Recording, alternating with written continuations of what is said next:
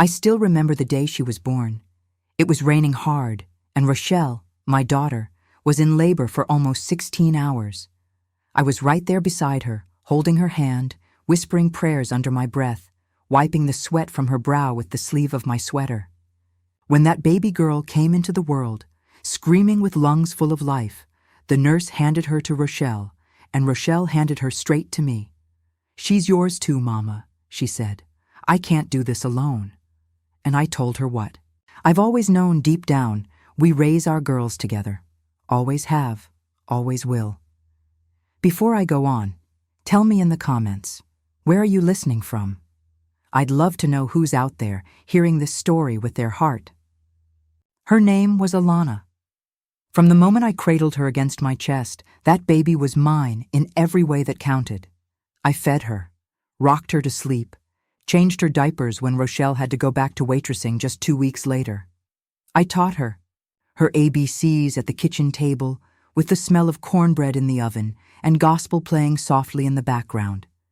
She used to sit on my lap and trace the wrinkles in my hands like they were maps. "Grandma, why your hands got lines?" She'd ask. I'd smile and say, "Because they've held a lot of life, baby, and a whole lot of you." We were inseparable. Sundays at church, she'd press herself to my side during the hymns, holding my arm like it was the safest place on earth. When she was 5, she asked if she could call me Mama, and I gently said, "No, baby, your mama is your mama. But I'm the one who'll always be here." And I was. I was always there.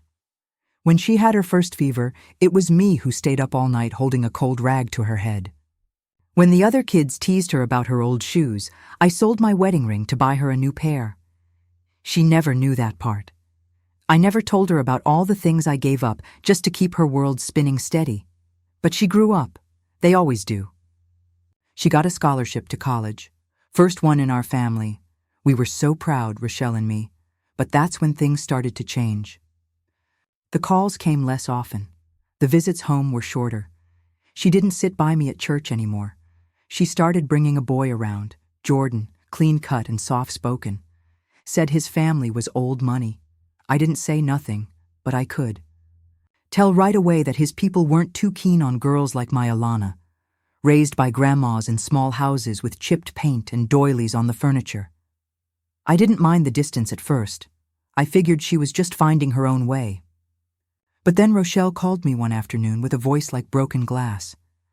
"She's getting married," she said, and I smiled so big my cheeks hurt. "My baby? Our baby? I'm so proud of her." Rochelle didn't answer right away, so I asked, "When is it? What day? What's she wearing?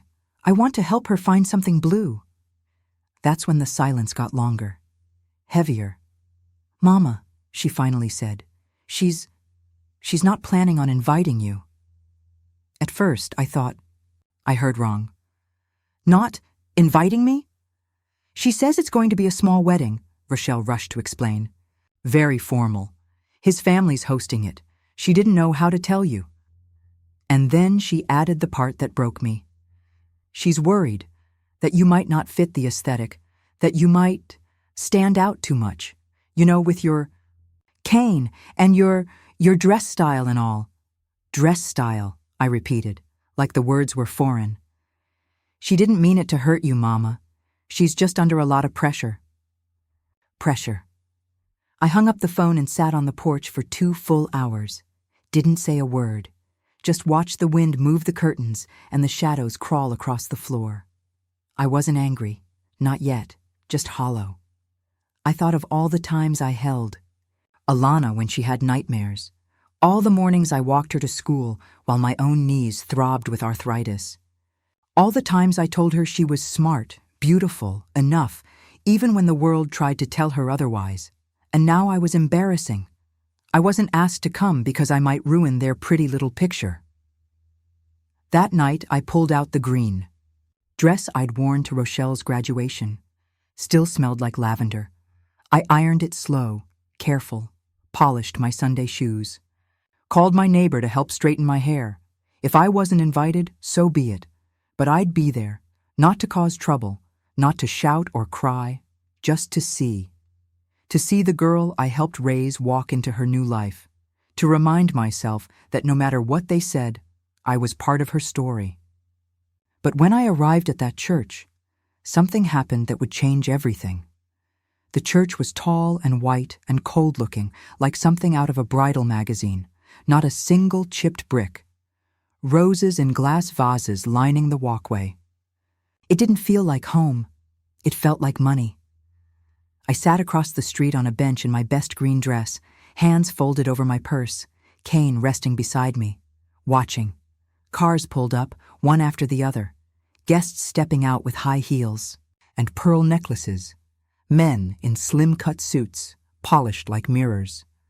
Some nodded politely as they passed me. Others didn't even look. Then came the moment. A sleek black car pulled up slow and quiet, and she stepped out. Alana, my baby girl, now a bride. She looked like something out of a dream, white satin, dress hugging her figure, veil trailing behind her like a river, her makeup soft, her expression blank. She didn't see me. Or maybe she did and pretended not to. I watched as her mother, Rochelle, came around the car to fix her train, looking every bit the proud parent. But there was something in her. Eyes, something heavy. She scanned the street, and when her gaze landed on me, she froze. She walked over fast, whispering with urgency. "Mama, what are you doing here?"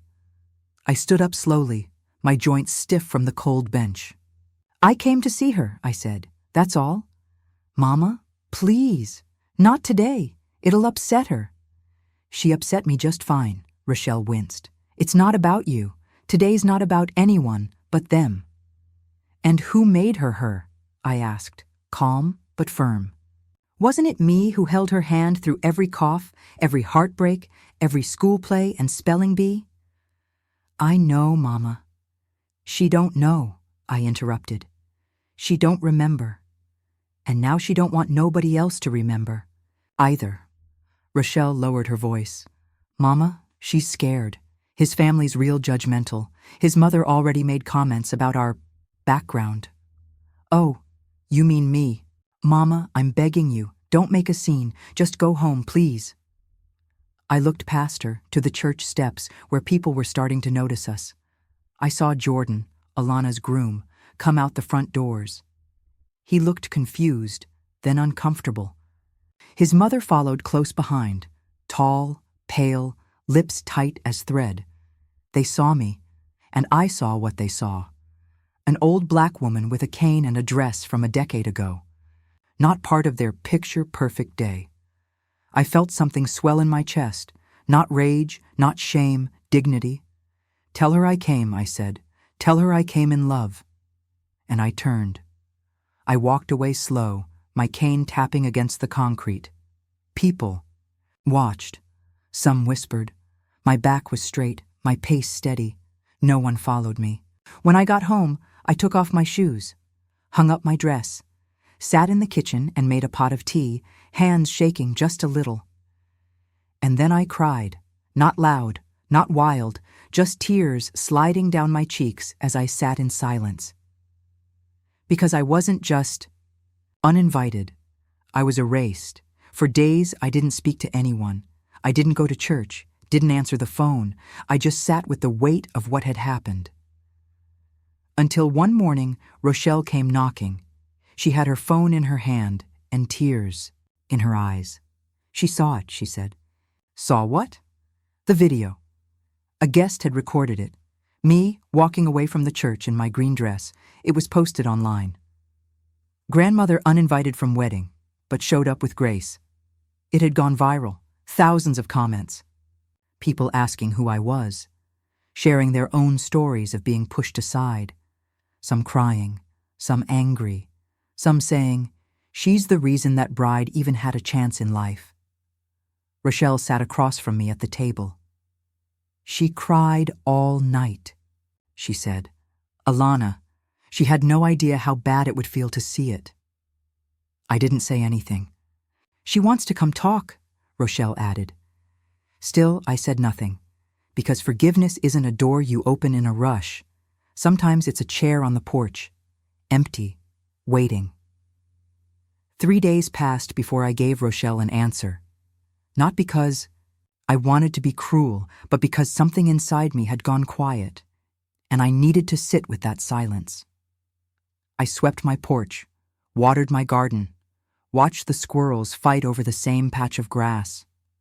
I let the sun rise and fall like a curtain call, trying to hear what my heart really wanted to say. And finally, I said, "Tell her she can come." Friday afternoon, she arrived. Not in a limo, not in a crowd, just her and her little silver car pulling into my driveway slow like she was scared the gravel might bite her tires. She stepped out, clutching her purse like it was a shield, hair tied back in a soft scarf. No makeup, just Alana, stripped of the performance. She stood at the bottom of my porch steps for a long while. Then she climbed. Each step sounded like an apology. She stopped in front of me and said one word, "Grandma." I didn't speak, just looked at her. She looked older somehow, tired in the eyes like someone who hadn't slept through the night in weeks. "I was wrong," she said. "I was so wrong." Still, I said nothing. "I thought I had to be perfect for them," she continued. "Jordan's family. They made me feel like I had to erase everything about where I came from." "And I was what you erased," I said, quiet. She nodded, tears building. "Yes, ma'am. I was scared of being seen as less. So I made you feel like nothing, and I hate myself for that." My heart ached, but I stayed still. "You were never embarrassing to me," she said. "You're the reason I have anything. You're the reason I know how to love." There was silence. Then I asked, "So why wasn't that enough?" She broke. "I don't know," she sobbed. "I was stupid. I was weak. I let them rewrite my story, and I didn't even fight back." I let her cry. When her breathing calmed, she opened her purse and pulled out a folded piece of paper. She handed it to me. It was a printout of the viral video, a freeze frame of me walking away from the church. Across the bottom, written in marker, were the words, "The woman who raised me, the woman I forgot." I stared at the paper for a long time. Then I got up slowly and opened the door. "Come inside," I said. We sat in the kitchen, same as always. The room smelled like cinnamon and old coffee. She looked around like she was stepping into a memory. "I've missed this house," she whispered. "It feels more real than anywhere I've been."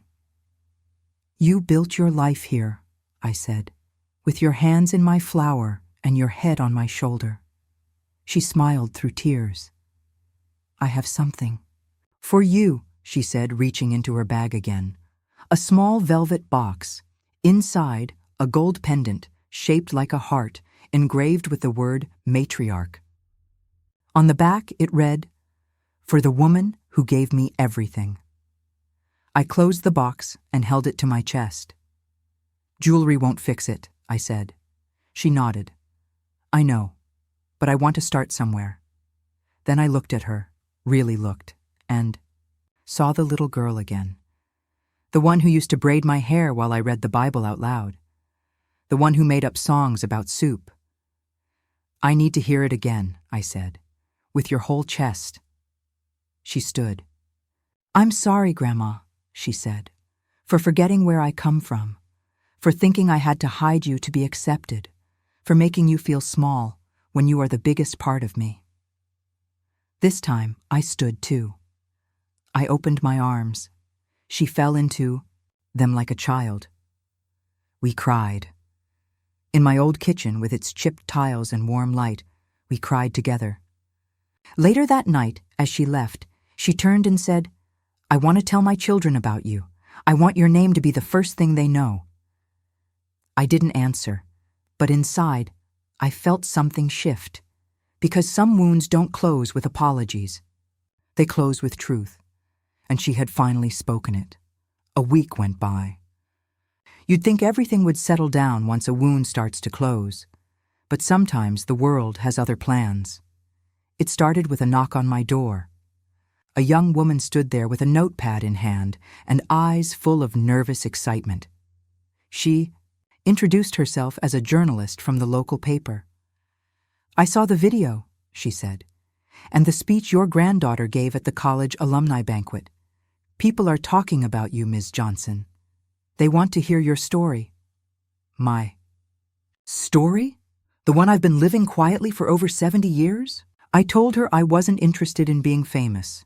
She smiled and said, "Maybe not, but maybe you're already known for something that matters." Later that day, Rochelle called. "Mama," she said, "you've been invited to speak at Xiaoyi, the city's Women's Legacy brunch next month. You'd be the guest of honor." I laughed, thought she was joking, but she wasn't. Alana had sent in my name, attached the video, wrote a letter saying I was the reason she made it through. Childhood. I didn't know what to say. I'd spent my life cleaning other people's homes, taking care of kids who weren't mine, sewing dresses from scratch just to keep dignity in our house. And now, people were quoting me, lifting me up like I was some kind of pillar. "I ain't no celebrity," I said to Alana when she came to visit. "You're more than that," she replied. "Your legacy." I didn't know if I believed her, but I said yes, because sometimes you don't speak up for yourself, but you do it. For the women coming after you. The day of the brunch came. I wore the same green dress. It was pressed crisp and clean. I added the pendant Alana gave me. And when I looked in the mirror, I didn't see embarrassment. I saw survival wrapped in grace. The room was full of polished tables, flower arrangements, and city leaders sipping orange juice like it was holy water. I didn't belong, but I didn't care. When I took the stage, I looked out at a room full of people, black, white, old, young, and I told them the truth. "I wasn't invited to my granddaughter's wedding," I began. "Not because I was unkind, not because I didn't raise her right, but because I didn't match the picture she thought she had to fit into." The room went still. I told them about the porch nights, the prayers whispered through sickness, the sacrifices nobody saw. I told them about love that doesn't ask for a receipt. And I ended with this. Dignity doesn't come from silk gloves or perfect pictures. It comes from showing up, even when you weren't asked to. The whole room stood. I saw women wiping their eyes. I saw men nodding. And in the back, I saw Alana. She was crying, smiling, clapping harder than anyone. After that, everything changed. Letters started arriving, from strangers, from church ladies, from grandkids who said, "I called my grandma today because of you." I didn't ask for it, but it came. And then one day, the call came from Jordan, her husband. I had never spoken to him directly. He always let Alana do the talking. But that day, he called me. "Mrs. Johnson," he said, "I owe you an apology." I waited. "I was wrong," he continued. "I let my family push you out. I didn't speak up when I should have. I'm sorry." That wasn't the part that surprised me. It was what he said next. "I told my parents they're not welcome in our home until they acknowledge what they did. That's your granddaughter's house, and your legacy will be respected in it." I was silent for a long time. "Thank you," I finally said, "but don't do it for me. Do it because she needs to know where she comes from and who she stands on." He promised he would. A few days later, Alana came by with something in her hands, a large framed piece of paper, hand-lettered, beautiful. It read, "In this home, we honor the women who came before us. We speak their names. We tell their stories. We live in their strength." And beneath it, in bold, Mabel Ruth Johnson, the root of us all. She hung it above their fireplace, and I cried. Again. Not because I was sad, but because I had finally been invited in. Not to a wedding, but into the center of her future. Time has a way of softening edges, and yet some moments stay sharp, etched like carvings in your ribs. After the brunch, after the apology, after the plaque on the wall, things didn't go back to the way they were. They became something better. Alana started visiting more, not just on Sundays, not just for holidays. She came on Tuesdays with soup or Thursdays with questions. She stopped wearing masks, not the kind you tie behind your ears, but the kind you wear to fit into someone else's story. She stopped hiding where she came from, and she started remembering. She'd sit on the couch with a notepad asking me about everything: how I met her grandfather, how I braided her mother's hair, what my mama used to say about sorrow and dignity. I didn't give speeches. I just talked, like I always had. Then one day, she said something I'll never forget. "I want to write a book about you." I laughed. "A whole book about this old lady? About your life, your strength, everything I forgot to carry with me." She called it "Her Story is the House I Live In." We worked on it together. She wrote. I remembered. We cried sometimes. We laughed. More often than I expected. I told her about the pain, but I also told her about the joy. The joy in knowing who you are, even when no one else sees it. When the book came out, it didn't sell 1 million copies, but it didn't have to. It ended up in church libraries, book clubs, on the nightstands of young black women trying to figure out where they came from. That was enough. One morning, Alana came by with her hand over her belly. I knew before she said it. "Grandma," she said softly, "I'm pregnant." I reached for her hand, and we just sat in silence for a while, the way women do when something too big for words has entered the room. She was glowing. Weeks later, she called me again. "We picked a name," she said. "It's a girl." And then she said it. "Mabel." I had to sit down. She laughed gently on the other end of the phone. "It's not just about honoring you," she said. "It's about making sure she knows where she comes from the moment she learns to say her own name."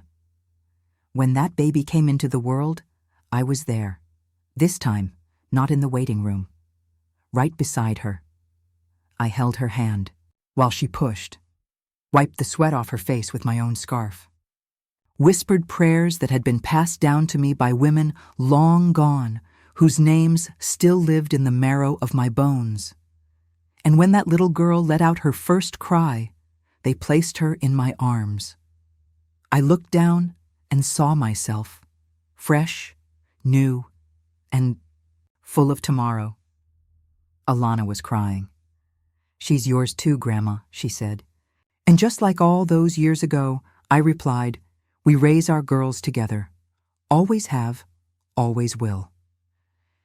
That night, back in my house, I lit a single candle and sat in front of the fireplace beneath the framed plaque. I whispered every name of every woman who raised me, taught me, held me. Then I whispered mine, because now I knew it wouldn't be forgotten. Thank you for listening to this story. If it touched your heart, make sure to subscribe to our channel and stay with us for the next story. It's already waiting for you on the screen. Because every story told by a grandmother carries the strength of generations. Click and keep listening. We'll be right here.